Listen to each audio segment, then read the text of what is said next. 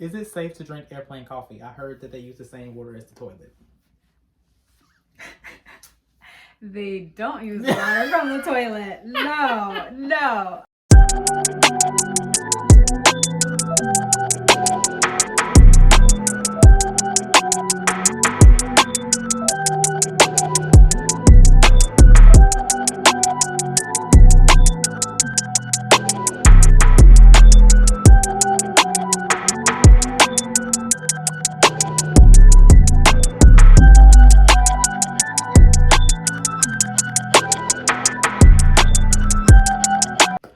What's up? What's good? It's your boy Juju. Welcome back to Ju 2 Times TV. Make sure you like, comment, and subscribe, and be back for more videos. Alright, as you can tell by the title of the video, I'm just giving you guys a quick life update for part 1 of this video to show you where I've been, what I've been up to, and how my life has changed drastically over these past couple of months. Alright, I think the last time I posted a video, it was August or September of 2023. But, you know, my life took a huge curve for the better, not for the worse. I started training as a flight attendant. What day was it? Maybe September 20 something, around September 20 something, around that time. And as y'all may know, I was formerly from Mississippi, where I've grown up for the past 23 years of my life. And currently, straight out of training, I was assigned the base of Chicago. So for the past 3-4 months, I've been in Chicago with my fellow classmates that came to Chicago with me. I'm currently staying in an apartment with 2 of my classmates that I graduated with. But yeah, my life has been crazy these past couple of months. Leaving Mississippi was probably one of the best things that I ever decided to do. And me being a flight attendant, it wasn't planned at all. It kind of just happened, and I went along with it. I had never flew on a plane before this job. So yeah, that's a little bit about me that you didn't know. Fun fact. But yeah, I've been traveling the world and living my best life outside of the walls of Mississippi. Yeah, so far I've been to a few different states and one international location, Mexico. Here are a few pictures and or videos of my journey as a flight attendant over the past 4 months.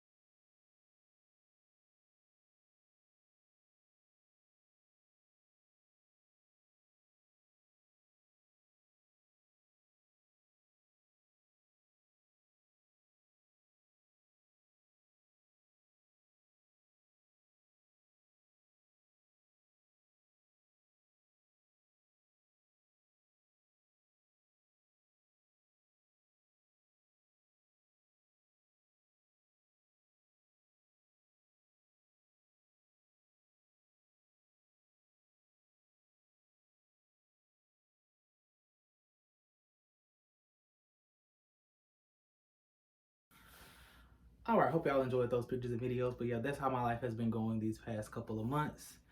Along with becoming a flight attendant, it took everything in me to register for classes and go back to school for another semester. I'm currently enrolled in a graduate program for higher education.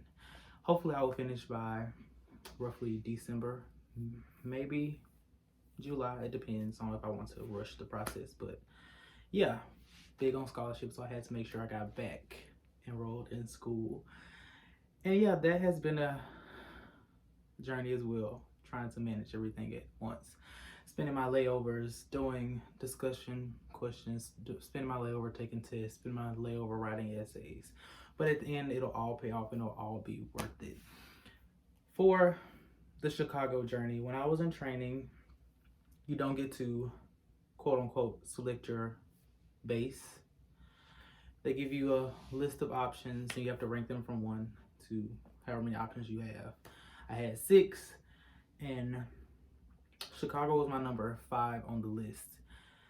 It basically goes by age for the seniority for training, because that's just their rules and regulations, how they go about, you know, assigning people their bases. Did I want Chicago? Absolutely not. They skipped past my 4 options that I would have preferred before, but trust the process and I trust God's plan. All right, come April 1st, though, I was in Tampa. As a reserve, you get a chance to get 1 transfer while you're on reserve and on probation.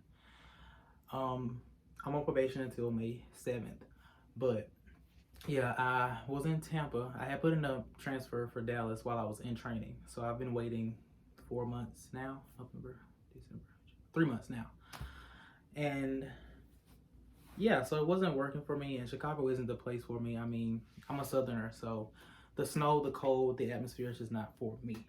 So yeah, I put in a transfer for Dallas in training, but I have been waiting these 3 months and still haven't gotten it. So I'll say roughly like a week and a half ago, I have a few friends in Charlotte, and I was like, Charlotte is the next thing close to the Southern atmosphere that we have in our base options. So I put in the transfer for Charlotte like a week and a half ago, and I was like the last one on the list, and I was like, Lord, I trust you, I trust your process, but Chicago is not for me. I can't be here any longer. So yeah, I was in Tampa, and I woke up around 6:30 to check to see if I had gotten the transfer. There was nothing there. My energy dropped because I was about to get ready for a trip. The next morning we're flying to Phoenix and back to Chicago. But yeah, I checked my phone at 6:30, and 6:30, 7:30ish, it wasn't there. Went back to sleep. Woke back up at 9:30 because I had to get in the shower and get ready for work. Then I checked it, still with nothing there. So I got my clothes out, you know, got everything organized, packed my suitcase back up. Went in the bathroom, got in the shower, got my life together, and I came back. Something told me, check your phone, check your work phone. So I checked it and I got my Charlotte transfer. So April 1st, I will be in Charlotte, North Carolina with a few of my favorites from my training class 23-25. Here is us. So yeah, shout out to 23-25, the most lovely class of the 2023 training classes. I'm not going to discuss what airline I work for, but if you follow me on social media and you know who I am personally, you should know which airline I work for. If you wanted to find out, my socials are listed here, so you can easily go and find out. But yeah, so I'll be in Carolina April 1st, and I will give you guys an update on how things worked out. I'll show you my new apartment and all of that good stuff, so be on the lookout for that content. Life has been great. I can say I have no complaints. I can say my last 2 or 3 months in Mississippi was a rough phase for me. Honestly, I lost my aunt a week before I went to training, so I had to bear that while I was in training.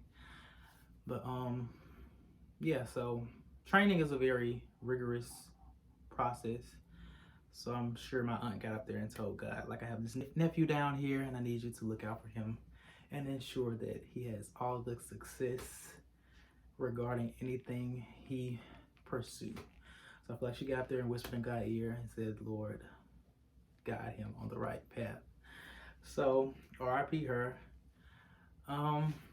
Yeah, I was in a dark space before I left Mississippi because I was tired of the toxic environments, the toxic workforce, and yeah, I just feel like it was time for something new.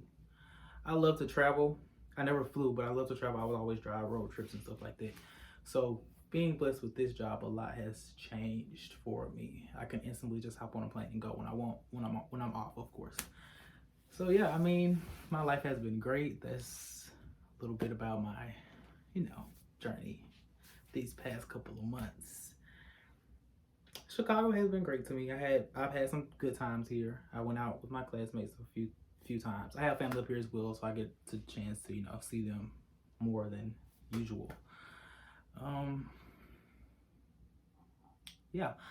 Also, I'm going to Cancun tomorrow, Cancun, Mexico. So be on the lookout for that content. I will have that posted as soon as possible. So be on the lookout for that. All right. That's a little life update about what has been going on in my life these past couple of months. In just a second, the video will flip and we will go straight into the flight attendant Q&A featuring one of my classmates, a special guest. I will allow her to introduce herself once we get there. All right. See y'all in a second. Come back. All right, we're back. And as I promised you, I have a very special guest with me today.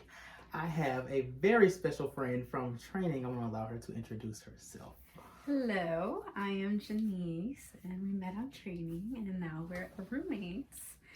Oh. Ah! All right, so we're going to get straight into the video. As you can tell, we're going to do a flight attendant Q&A. I asked a few of my social media platforms some questions that they would like to know regarding the life of a flight attendant, the training process, and our personal opinion on a lot of things. Disclaimer, we are not speaking on behalf of our company. I'm not going to speak on our company's name, but we're not speaking on behalf of our company. We're speaking based on our personal opinions regarding the profession, not the company. Just going to make that plain and clear now. All right. The first question is, what kind of education and or experience do you need to become a flight attendant? So you do training per the company, and I feel like that's the only training you need to be done. I don't think you need any prior experience besides just like customer service, obviously, because it is very customer service based. But yeah, I think I'd be 18 with a high school diploma. Oh, no. I think that's about it. The requirements, that's actual requirements. You don't need a college degree or anything. Of course, that would be, a bonus when you go to the interview. Other than that, it's not a requirement. What's the hiring process like? It's a very long hiring process. For me, I think it took about 8 months until I actually got to the actual training. But it's a waiting game. It's such a waiting game. You apply and then they reply with an email telling you okay, now you have to do an assessment. You do the assessment and then more waiting. And then they're like, okay, you can do a group interview. And after that, more waiting. Right. And then it's just so many interviews, a lot of interviews, a lot of waiting. So yeah, January I applied. The beginning of January I applied. I got my email regarding the assessment probably the next day or the same day. And then I did my group virtual interview in February. And then I did my in-person interview in April, around that time. But yeah, I didn't have my passport in time, so my process got a little pushed back. So I didn't start training. We didn't start training until September. End of September. So yeah, from January to September was my process. Yeah. It's very long. You have to be very patient and you have very to trust the process. Because there's a lot of people applying for this position and they're very particular about who they want with their company. So yeah. Do your research. I will say that. That will help a lot. Doing a lot of research. Yeah, because I didn't know what a flight attendant had to do, what they had to go through before applying to this position. So yeah, be sure that this is something you want to do before pursuing it. Look it up. See what all entails. Right. You do more than just pass out snacks. A lot more. Very safety related, I will say that. How do your shifts work and your days off? It all depends on the company, but right now us as new hires, we are on reserve, so basically meaning that we're on call. So we get our for sure days off, but we have to bid for those days a month in advance, and then they'll give us the schedule. And then from there, each day they'll let you know what your schedule looks for the following day. But yeah. And with us being new hires, everything is based on seniority.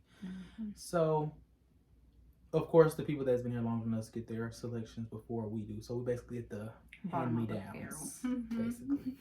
So at this point we just go with the flow and just follow the direction at this point. All right. This is one of the burning questions I saw that was very. We're going to be completely honest with you. Are you happy with your salary and benefits you get as a flight attendant? So us being new hires, the pay is definitely a little rough.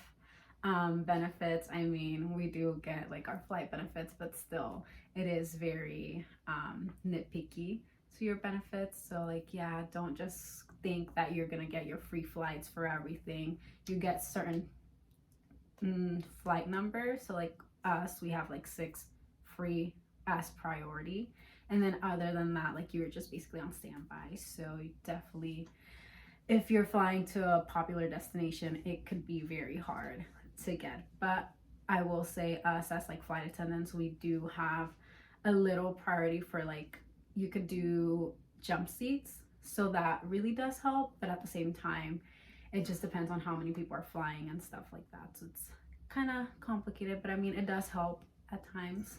But yeah, that's my opinion on that. Yeah, the salary is very base salary. That's not just how I'm going to put it. Yeah. I mean, they've definitely stressed it a lot in training that the pay, especially for first year flight attendants, that it's going to be a little rough. You just have to fight through the adversities of that first year. I mean, I enjoy the job. I don't feel like I would find another job that's more fitting for me. So I feel like I'm definitely going to stick it out throughout this first year to see where it takes me. And the benefits, honestly, the benefits, I never flew before this job, so any chance I can get, I'm going to fly. Like you said, we don't get a guaranteed seat every time we want to fly, but we're on standby and you can, wait around to see if you can actually get a seat. It's not that bad in Chicago. I haven't had any issues in Chicago. Can't speak for other bases though, especially Dallas. But, but I enjoy the hotel discounts, rental car discounts, and all that good stuff. We get all of that free, good stuff. But I'm satisfied. I mean, I'm not very pleased, but I'm satisfied because I knew what I was getting myself into. Do know that. Right. Did you take a long time before you got some international destinations at work? For me, it took like 2 months, but I was like on standby at the airport, so it was kind of like a very lucky draw. I would say it is very hard for new hires to get. Like, you just have to be very lucky to get a international destination. It's different for each flight attendant and each base, because we have a friend here. She's been to London twice within the first month of being here. Her first flight was to Paris, actually. So she went to London and Paris. She went to Paris. Yeah. And then I have 2 more classmates in Dallas. They've been to Tokyo. Well, and tomorrow I go to Cancun, so be on the lookout for that. A little jealous. Yeah. I mean, I already went. That was my flight. I went to Cancun. But then I will say, like, definitely, like, different bases have, like, especially Miami, since they do fly a lot to, like, the Caribbean and all of that, they definitely do get a higher pick. And all of them that we had, like, friends, they constantly flying to really good places. But hey, it is just luck of the draw, and where you get. So far, what has been your favorite layover? Where has it been? Cancun. And I got lucky with that one, but it was amazing. I had never been to the beach before, so like that's one thing, like you will get to experience a lot of like new things and like different cultures and stuff like that. So yeah, Cancun was like my favorite so far. My favorite one so far was Phoenix. Interesting. For me, at least. I haven't been. I'll let you know when I post my next video if I enjoy Cancun as my top favorite. So far, Phoenix has been my favorite one. I went out solo, but I took myself out to eat. I went bowling and I went to a hookah lounge and got food later that night. Yeah, I went and explored the city. Went to the Phoenix Suns Stadium and just enjoyed my little time in Phoenix. Next question. How do you deal with jet lag and lack of sleep? Very tough. We really don't get sleep sometimes.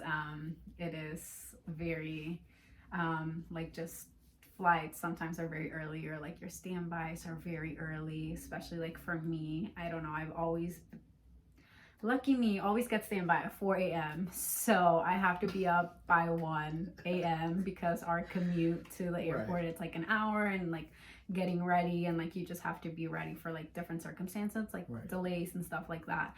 So definitely it's a lot, but I will say one thing about me, like on layovers and stuff, if I'm not near a city, I'll sleep.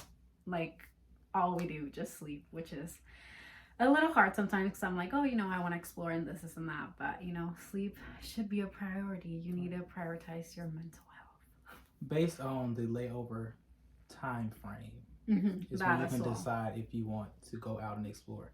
Because out of the, I've probably flown 9 sequences, and I probably went out only on 2 of them.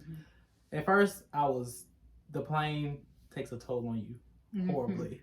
So when I get to the hotel, I get everything organized, on the TV on, order me some DoorDash, and just enjoy the peace and quiet and watch TV.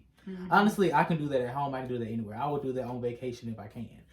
But yeah, I mean, you just have to prioritize your time. If you have 16, 17-hour layovers, like when I was in Phoenix, I had plenty of time.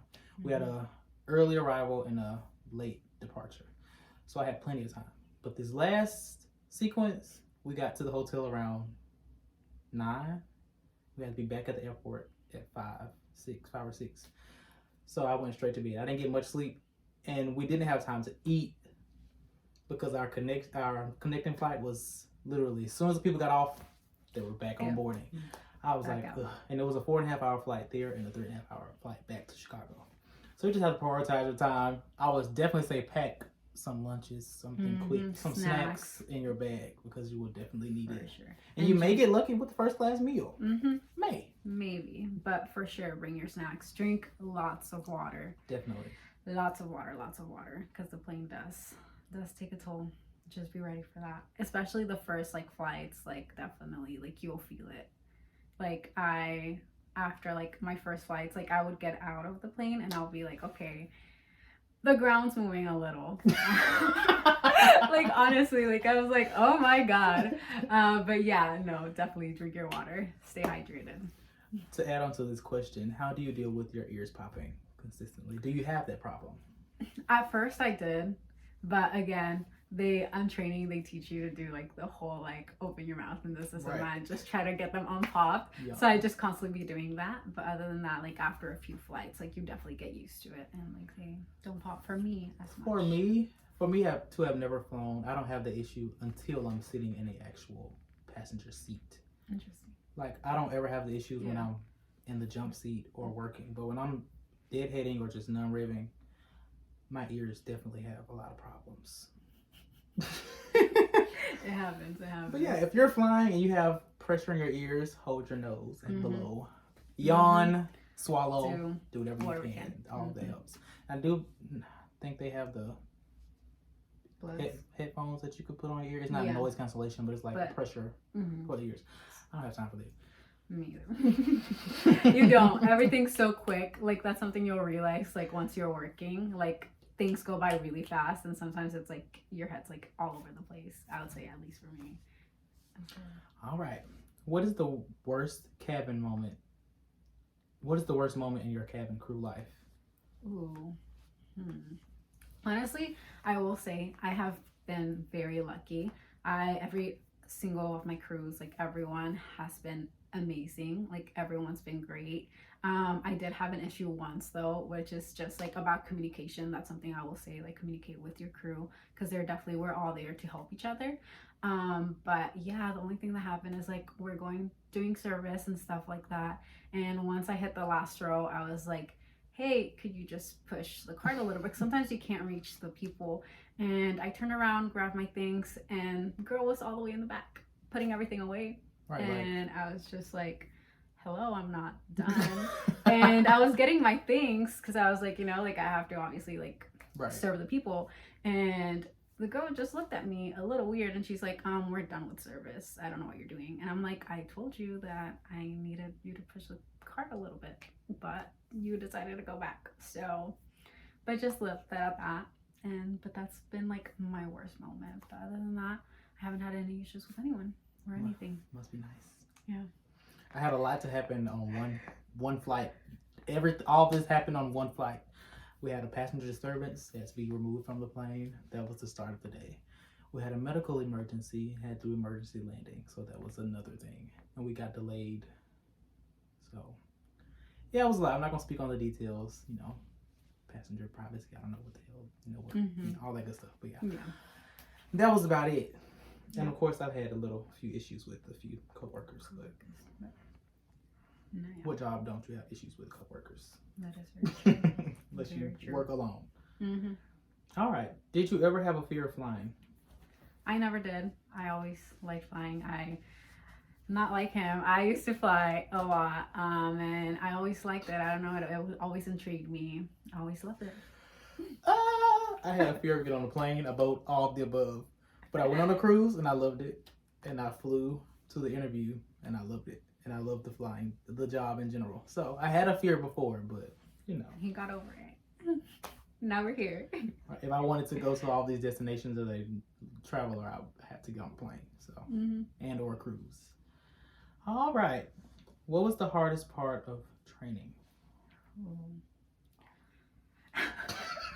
That's like go back to me. Well, for me personally, like I was just kind of like ready to just experience everything, so I never really like set like something in my mind to like make me feel down or something like that, I will say.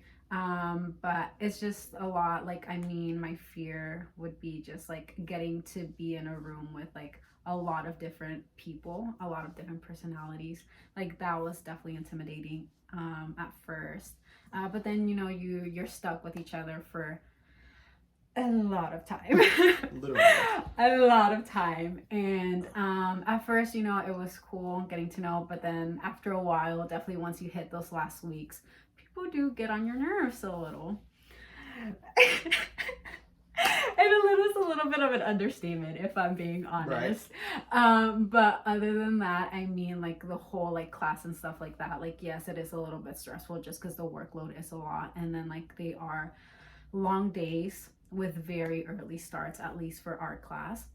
And that was definitely a lot. Again, I mean, they try to like put you on that mindset because I mean, work's gonna be like that, but it is very difficult. Like definitely time manage your things, find times to study and all of that. But yeah, I'll say that those were like my worst things. And other than that, I tests and stuff, I didn't let that get to me. I'd study. I found my study habits. I know how I study. I know how I work. So like that definitely like helped me a lot to not stress over tests and stuff like that.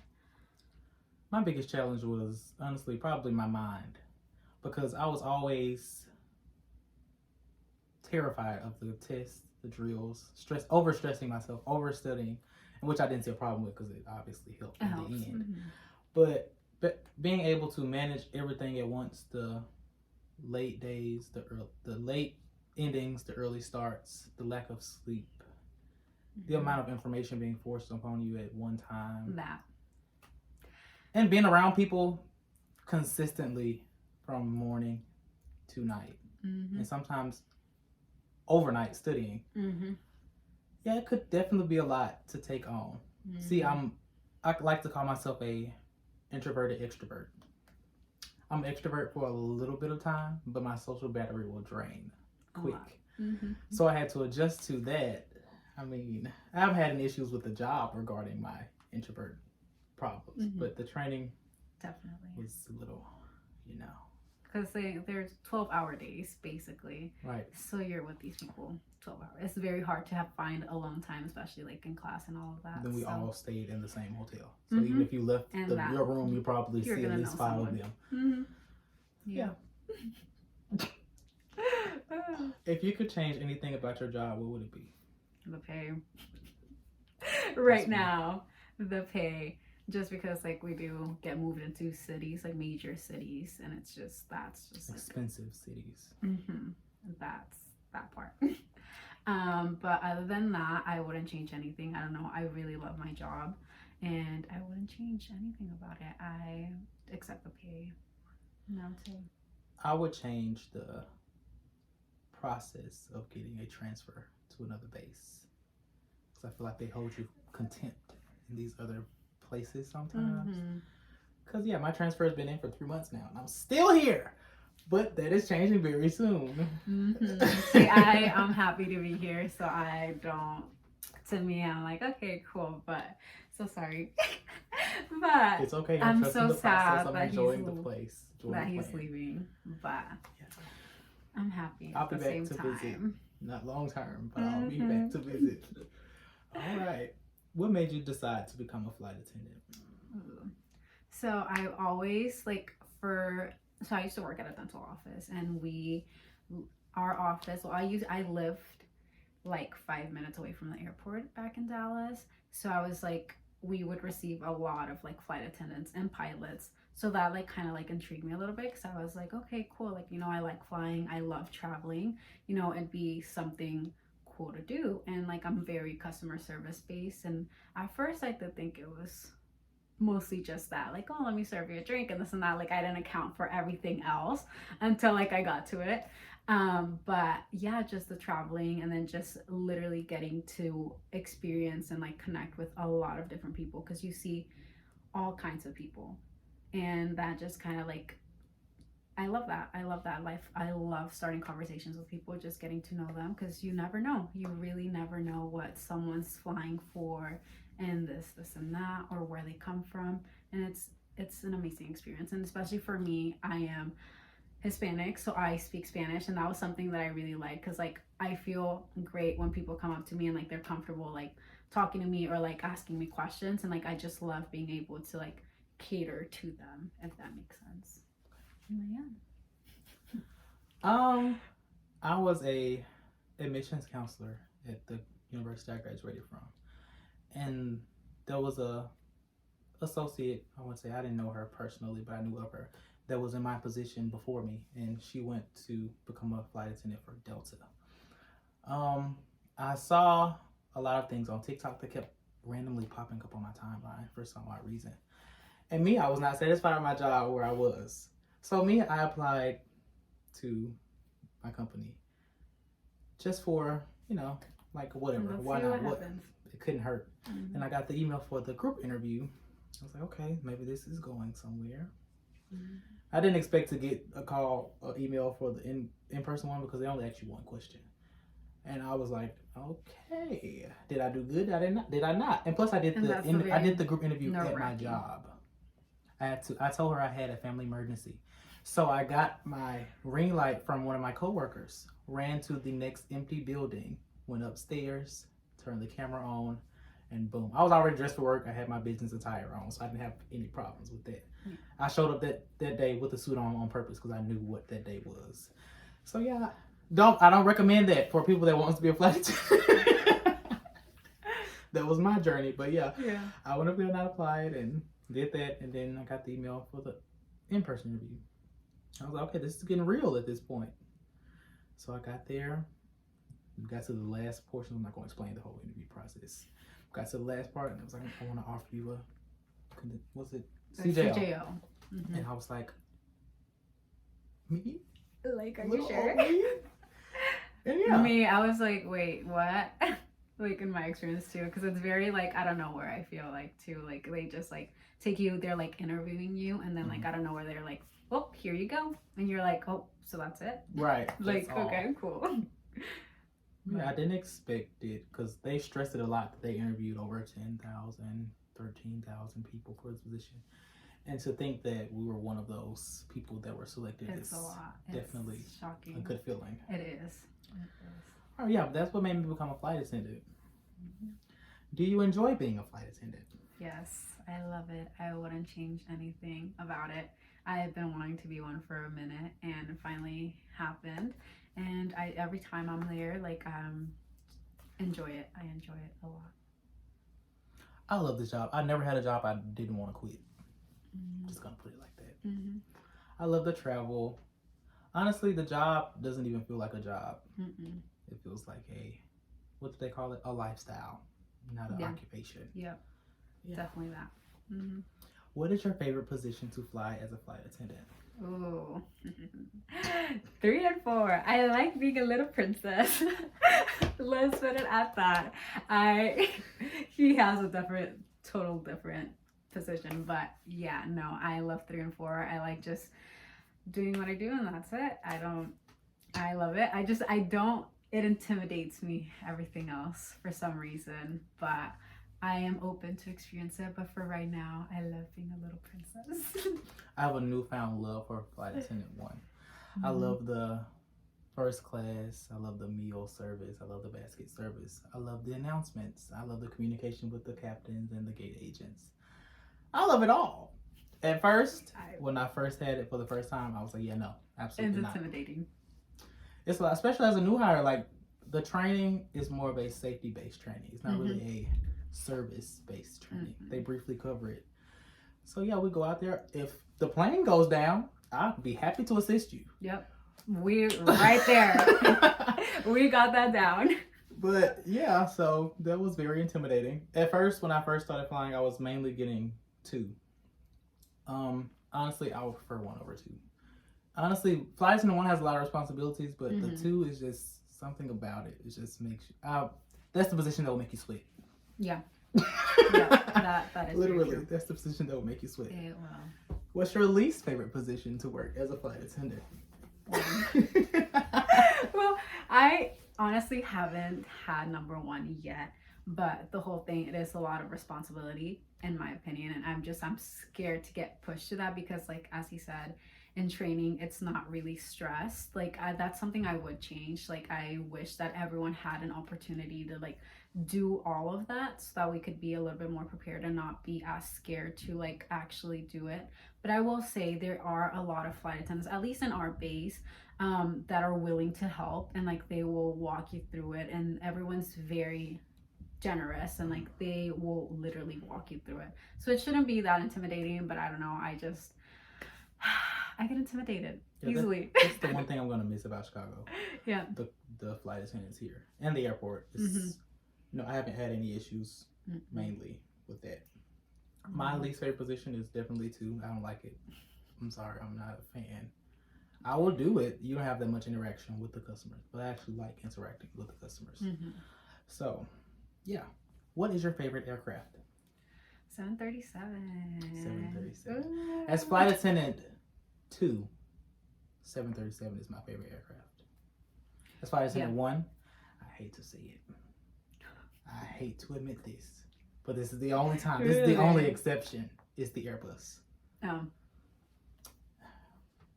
If you know, you know how I feel about the Airbus. I'm not a fan. Me either. I don't like the noise. Especially with the positions that I am. I don't like the noise. That. I don't like being the flight attendant 3 on the Airbus because you have to sit in front of the passengers. It's so awkward. Honestly, the past times that I have, the passengers always communicate, always talking to me. I talked to one of my passengers on this last flight I was sitting in front of because I was 3 on the Airbus. And she was talking about, okay, where are you based? Did you want it? I was like, absolutely not. I was like, I'm Southern. I don't like the cold. She was like, me too. My husband moved me across the country in the north to the cold, and I was not a fan. I was like, yeah, I definitely understand that. It is definitely a move. But no, like, to me, like, the Airbuses, especially, like, me, like, yeah, I'm short. So, like, it doesn't really, like, bother a lot of people. But I feel like when you're in front of people, like, it is that row is kind of labeled of like, oh, you have more space to, like, you know, because there is a little bit more space. But some men are tall, they have long legs, and sometimes I'm just like, hey, I'm sorry, they kind of lied to you because now your legs are like bumping onto mine, or like they have to like put their feet in diagonal, and I'm just like, I'm so sorry. So, like, that's like the only awkward thing that I'm like, yeah, no, I don't want to do this anymore. But yeah. Is it a very competitive job? Yes. And do flight attendants only get paid for their time in the air? Yes. And that's something that we're trying to fight as well with pay, because they do, like, for delays, like, they give you certain time that they'll pay for it and stuff like that, but definitely boarding, that is on your time. Definitely on your time. And if anything happens, on your time. But yeah, so I'd say that. This is for the female flight attendants. Hmm. Do you always have to wear heels? Once you can, how do I say this? You do once, like, it doesn't have to be like a very high heel. Like, there's like a certain, like, I think it's like 1.5 inch heel that's required. But that's like walking into the airport. Like, at the airport, you do have to wear your heels. But once you're like in the aircraft and once you're like doing your service, you can change into flats. But personally, I don't like doing that just because like you have to, it takes space from like your luggage and stuff like that, and then just having to change and this and that. For me, I'm like, I'm not trying to do all that. But so I found like a comfortable heel that I like, but you can wear like like a little bit platforms, like loafers, and I feel like that a lot of like flight attendants do wear that because it does have that heel requirement, so that's good. So you don't have to wear like a heel for sure. Mm-hmm. All right. Do flight attendants get to take a break during flights? Be more specific.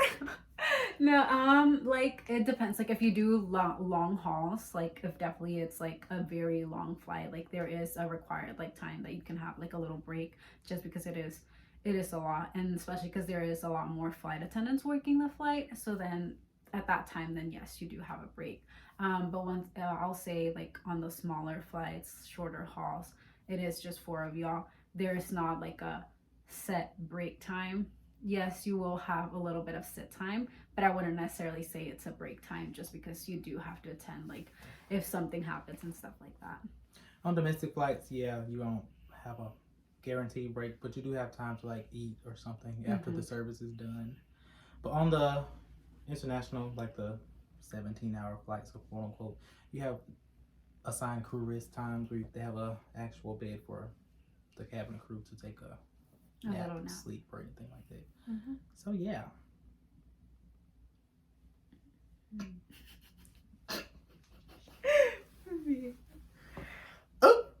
Oh. Is it safe to drink airplane coffee? I heard that they use the same water as the toilet. They don't use water from the toilet. No. Oh my god. No. The coffee maker has the little hot water in there. So definitely not from the toilet. Don't ever assume that. Because I drink the coffee too. I do too. Because it's needed sometimes. It is very needed. I will say a little tip. Ask for the decaf coffee. It gives it more of a coffee taste. So do the regular coffee and ask for a little packet of the decaf. It makes it taste a little bit better. I will say that.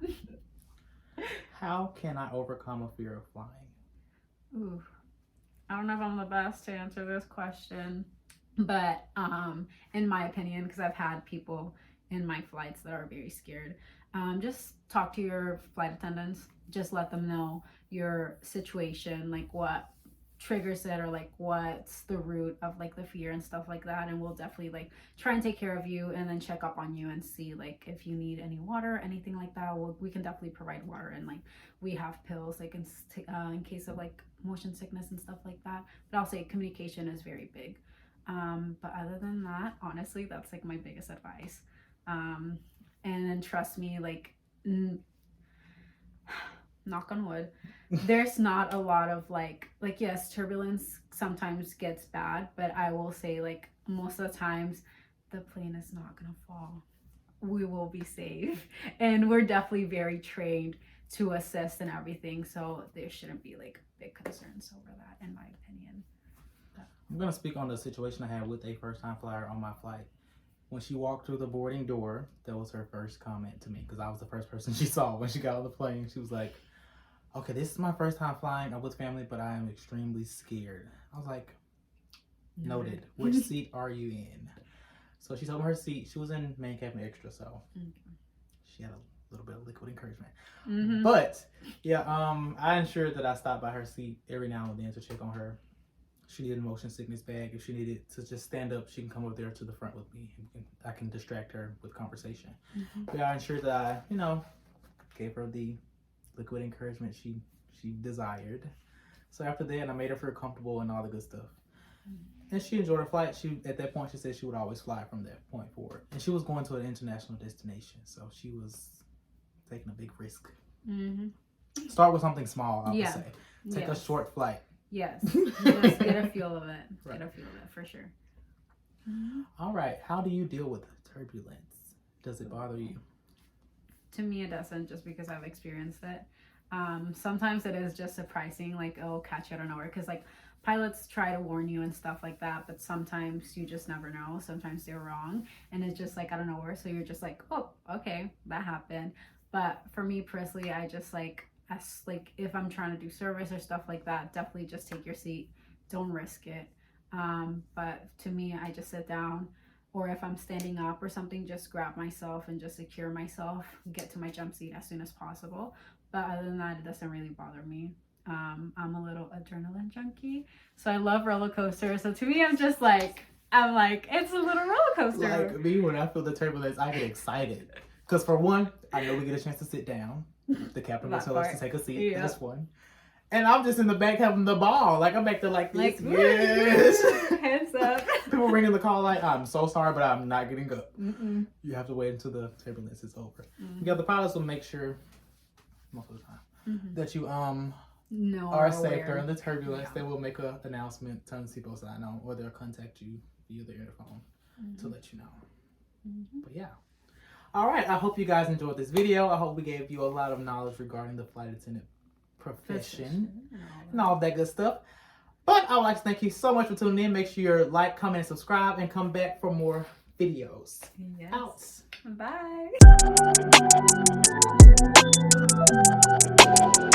Bye.